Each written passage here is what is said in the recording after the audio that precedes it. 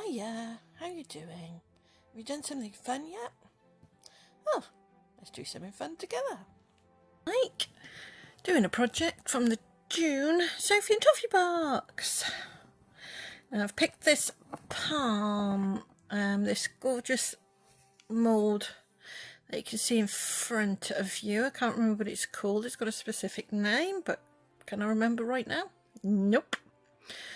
And first of all, I'm going to put some UV resin just around the edges, just a little bit, just enough to coat those edges.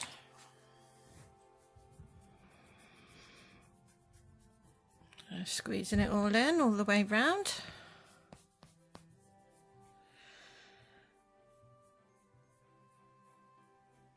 Normally I would use a pipette for this, but the this bottle's got a really nice long nozzle, so I just decide to use the bottle. That way I'm not wasting any resin.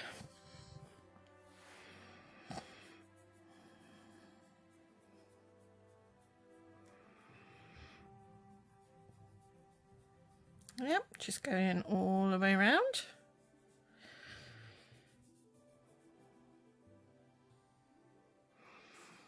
Making sure I get a good coating right the way around the mould.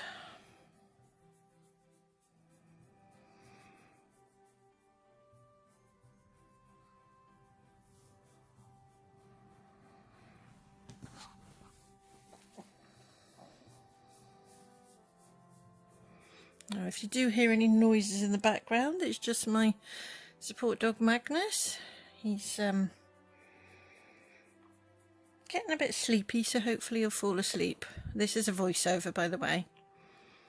You notice I'm not wearing gloves. I don't often wear gloves when I'm using UV, particularly when my hands are super irritated like they are at the moment. But I do have a pack of wet wipes right next to me, so if any UV resin does happen to get on my fingers, I wipe them off straight away.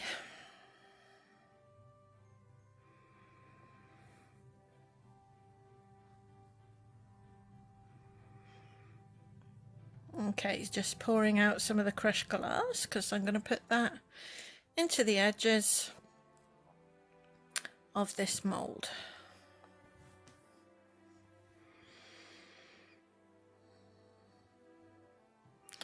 Here we go. I don't know why I started using tweezers, but that's where I went. And I'm just being really careful just to put a little bit because I don't want to put tons in. I just want to put a little bit going around the edges.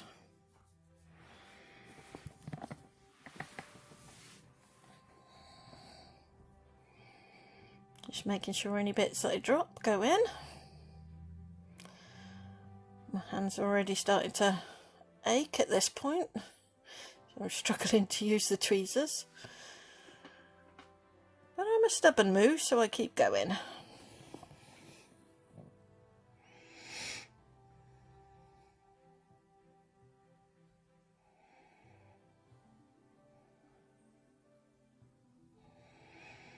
Can't remember at which point that I give up with the tweezers, but I think it's coming fairly soon.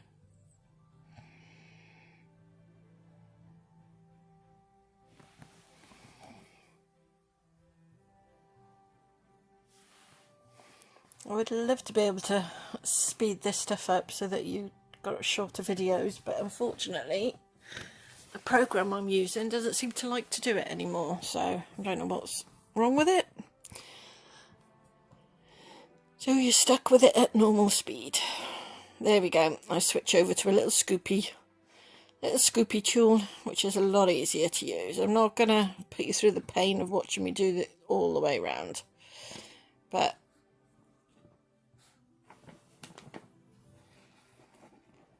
I'll just put a little bit in as I'm going along and spreading it out, making sure any bits that I drop go back in.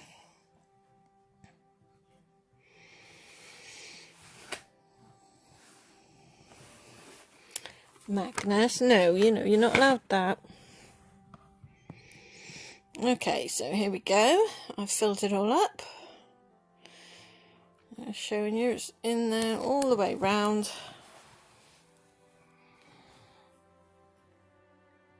But I do want to make sure there's no gaps and that all the bits are down the bottom. So I'm just going to go around with the pokey tool and make sure everything's in there as well as I can. And if there's any gaps like that, or I don't think I've put enough in, I'm going to put a little bit more in. And then go back and poke it down with my tool. And once I've finished doing all this, I'll put it under the UV light and bring it back. And we'll go on to the next bit.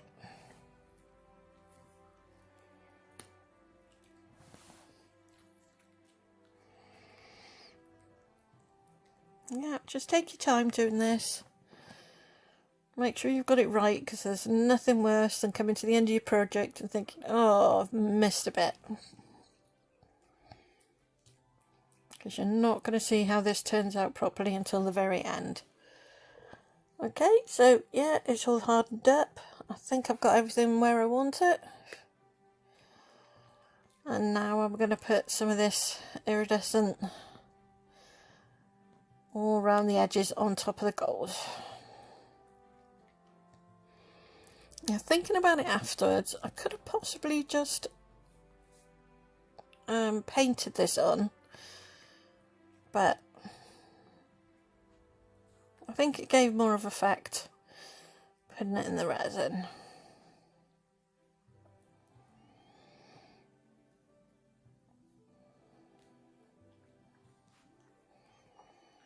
And I'm actually already starting to get tired at this point, so I'm starting to get to the point where I'm making silly mistakes. Like, I think I put way too much mica powder in that little pot.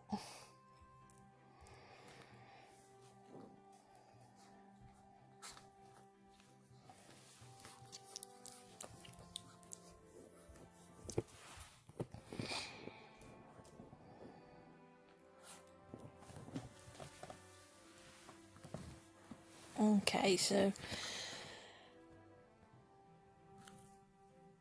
yeah, putting quite a bit of resin in, because it's got to go quite far. It's got to go all the way around the mould.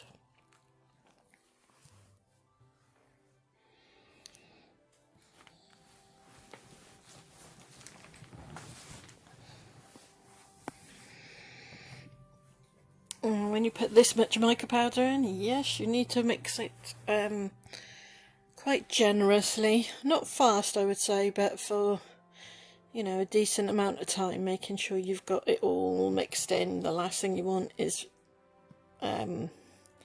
powder to be floating on top of the resin, or even at the bottom of the resin, so that it plonks out in one go at the end.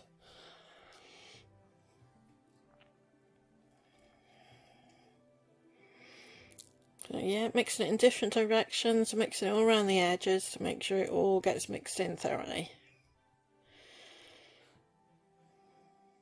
Now, I would normally drop it in with that little tool there, but you see it's a bit difficult, and I'm trying not to let the mould come away from the gold part. Why I didn't use a pipette, I will never know to this day, but I decided to do it this way, and trust me, it's a pain, and it takes quite a while to do it. So I'm not going to put you through the pain of watching the whole thing, but once I've finished, I harden it under the UV light.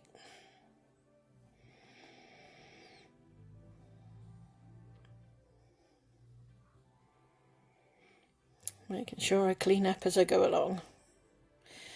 Okay, so it's all hardened now. I didn't show you that bit, but I'm deciding whether to use my brush or the eyeshadow applicator. Oh, I remember the name. And I choose the eyeshadow applicator.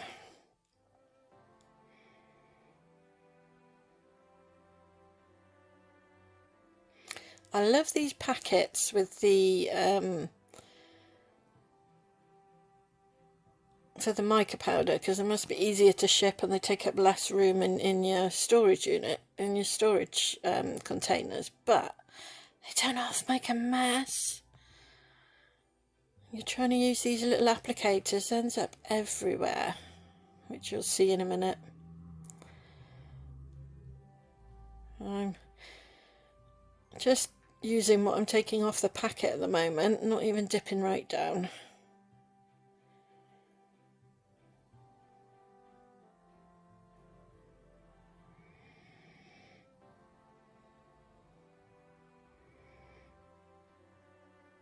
It gets to the point where I need to dip down. You end up with it everywhere. I think I end up with more on my hands than I do on the applicator.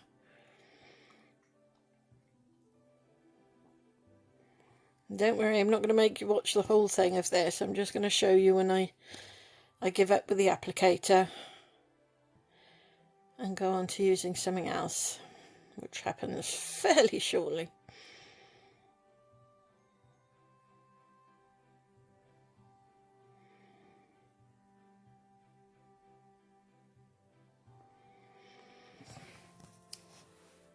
The aim of this is not to have any actual powder left on your design, because if you do, you'll end up with whatever you put on top of it mixing in the colour. If you make sure you've got it so that it's you can't see any powder, it's all just trying to think of the word I need to use. It's all just brushed on nicely and there's no loose powder left anywhere, then you'll end up with a much clearer design at the end. Okay, so here we go. I give up with the applicator and I take out a nice big brush and I just use this. And I just brush it on nice and thick, but again, making sure any of that loose powder is brushed well into the design.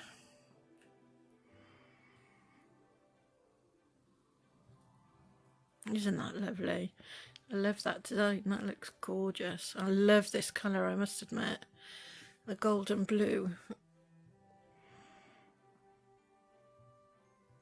There's a very, very mild hint of gold, but there is a tiny hint of gold in this blue, and it's lovely.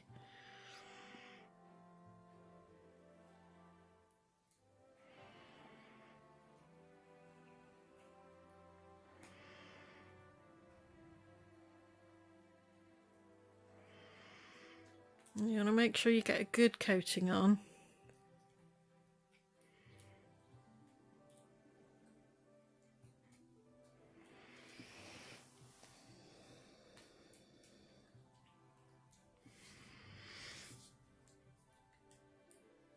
And again, I'm not going to make you go through the pain of watching this whole thing, but yeah, you need to be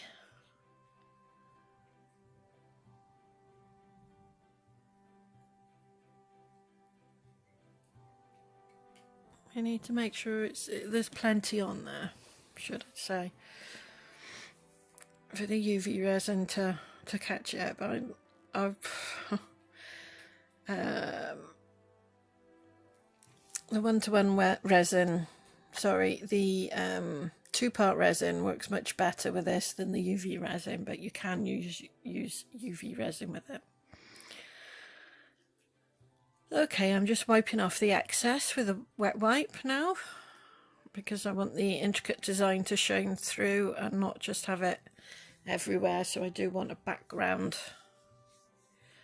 of the colour I choose to go on, which, as you can see, is coming up, which will be black. Try not to be as vicious as I'm being with it, because I do end up taking off more than I want to.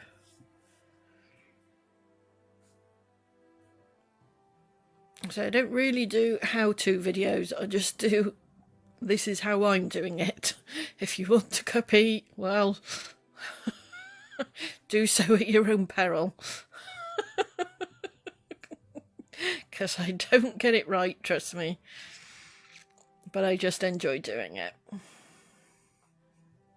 I wouldn't say I'm a craft, especially not with UV resin, because I've only been doing it about 1.5 years and I'm still learning. There's a lot to learn where UV resin is concerned, and I'm still learning a lot.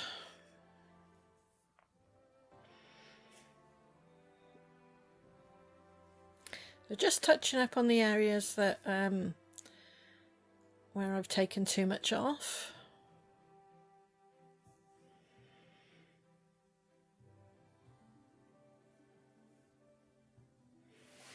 I do want it to have a slightly distressed look, but not this much.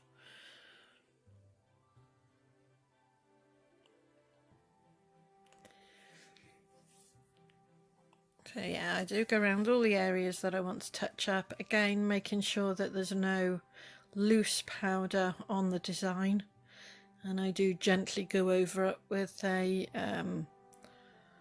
wet wipe again, just to make sure that I've got no smudgy areas.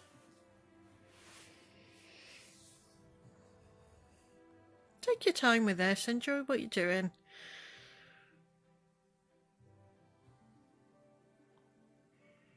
This isn't the bit that you want to rush in any way, shape or form.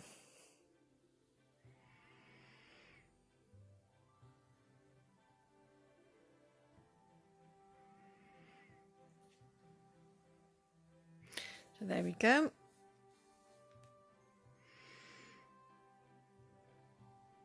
I'm happy with that now.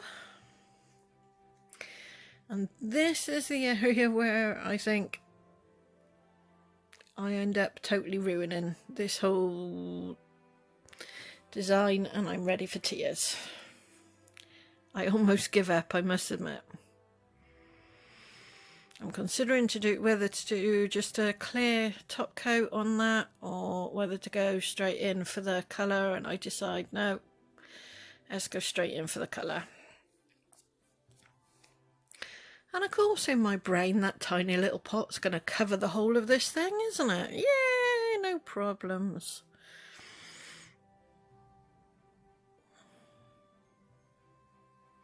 And I don't want an opaque black, I want a really nice deep black. But Marie, seriously, that much pigment? Oh, and you do it again? Really? Okay.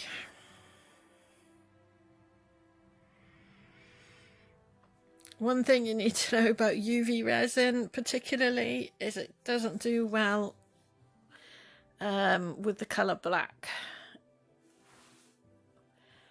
or any really opaque colour, because the light needs to penetrate through the whole thing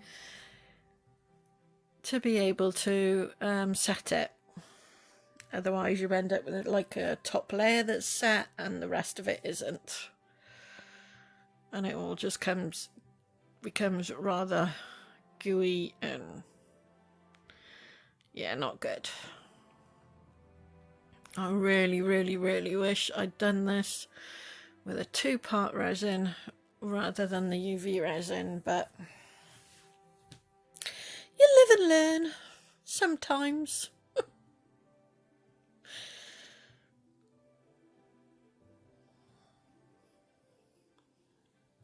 This isn't something new. I've done it before and regretted it, and I'll probably do it again and regret it. I just get so blimmin' into wanting to finish something that I don't think, and I just do. But nobody's perfect, right?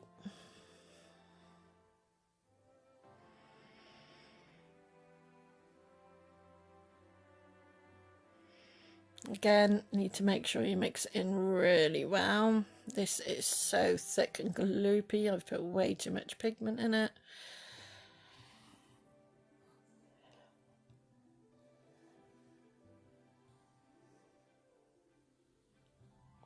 Yeah, drop it from a high height and that helps burst the bubbles, or it's supposed to anyway.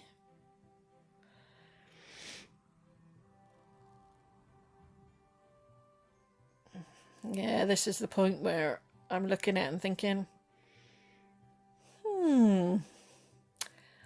I don't think I should have done that.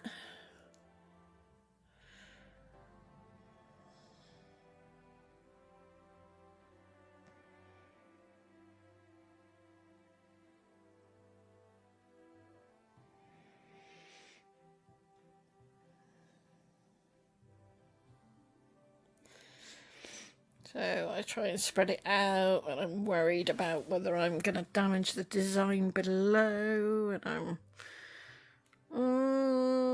don't know what to do. Oh, I found a dog hair, nice. I really don't know what to do at this point.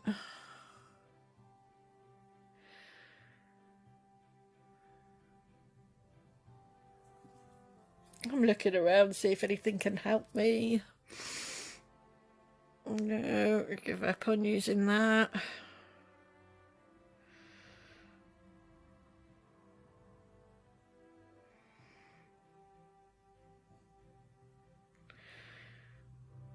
I try and roll it around, but it's that gloopy, it's not moving. So I try adding some more UV resin in, thinking, you know, maybe I've put too much pigment in. If I put some resin, more resin in, I can mix in a little bit. Yeah, oh, I am literally close to tears at this point. So I've spent so much time on this project already. And I'm in pain by this point, but I want to finish it. And I just don't know if it's going to do anything, but I can't take it off, so I just keep going and hoping and praying to anyone out there that'll listen to me.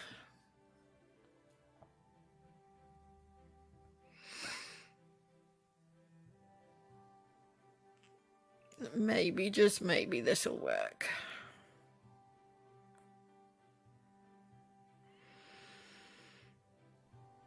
I'm not going to put you through all the pain because I'm swearing and cursing at this point. I do manage to get the layers as thin as I possibly can.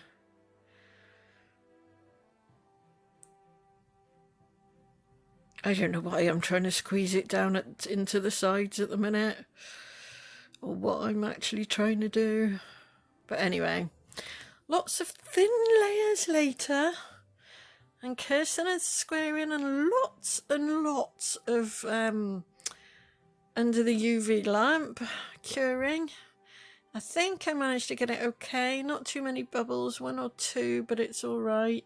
It's still a little bit tacky on the back, as I was showing you earlier. I've done it on both sides, so fingers crossed. Under the UV lamp, I've done on both sides. I've done it so many times under the UV lamp now that tackiness just doesn't seem to be going, so I'm going to put a thin layer of varnish coat on, and this is UV varnish, so I will and there we go, put it under the UV light and sorted. No, it's not tacky anymore.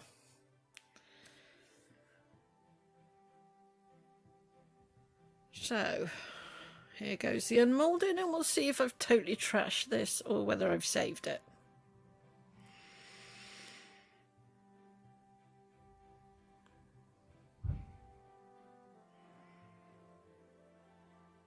Seems to be coming away from the mould okay, so that's a good sign. And oh, it's looking good so far.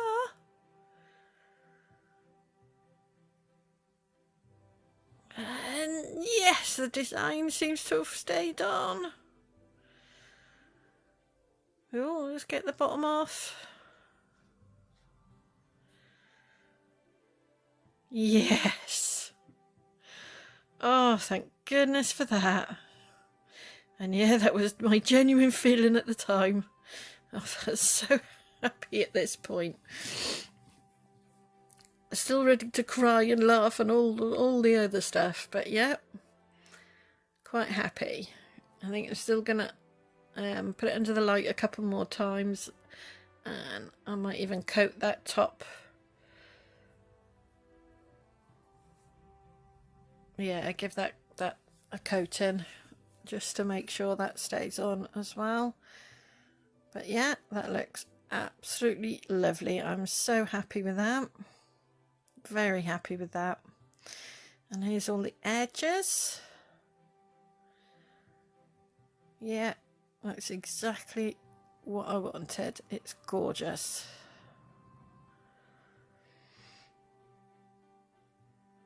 So what do you think? Almost a disaster, but thankfully,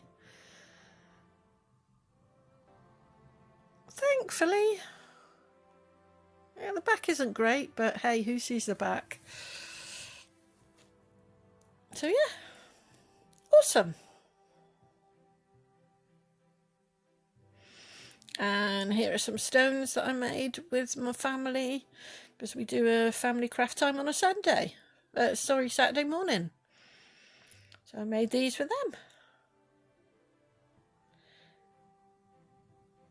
And that's everything. But before I go, the next time you decide you don't like the way someone looks, just remember, when you take away all the squishy parts, we're all just skeletons, aren't we? Try being kind. The results might just surprise you. Thanks for watching.